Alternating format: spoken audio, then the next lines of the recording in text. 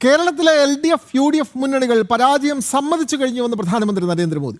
ബംഗാളിലെ വിവിധ തെരഞ്ഞെടുപ്പ് റാലികളെ അഭിസംബോധന ചെയ്യവെയാണ് കേരളത്തിലെ രാഷ്ട്രീയ സാഹചര്യത്തെ പ്രധാനമന്ത്രി വിലയിരുത്തിയത്.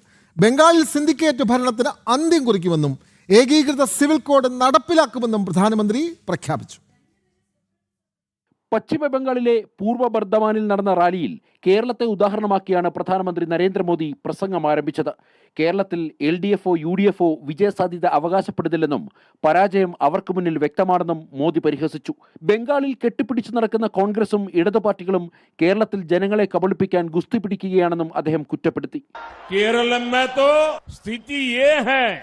कि LDF और UDF खुद के जीतने का दावा तक नहीं कर रहे हैं और ये गारंटी पूरी कैसे होगी, इसका पूरा खाका बीजेपी के घोषणा पत्र में है. സ്ത്രീ സുരക്ഷയ്ക്കും അഴിമതി വിരുദ്ധ പോരാട്ടത്തിനുമാണ് പ്രധാനമന്ത്രി ഊന്നൽ നൽകിയത്.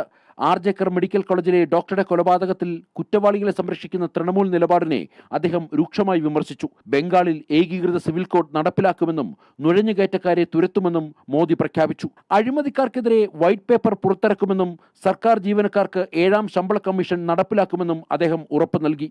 നെല്ലിന് 3100 രൂപ താങ്ങുവിലയും സ്ത്രീകൾക്ക് മാസം 3000 രൂപ ധനസഹായവും ഉൾപ്പെടെയുള്ള BJP വാഗ്ദാനങ്ങൾ മോദി റാലിയിൽ ആവർത്തിച്ചു. ഭയത്തിന്റെ രാഷ്ട്രീയത്തിന് പകരം വിശ്വാസത്തിന്റെ രാഷ്ട്രീയം ബംഗാളിൽ വരുമെന്ന് പ്രഖ്യാപിച്ചാണ് പ്രധാനമന്ത്രി മടങ്ങിയത്.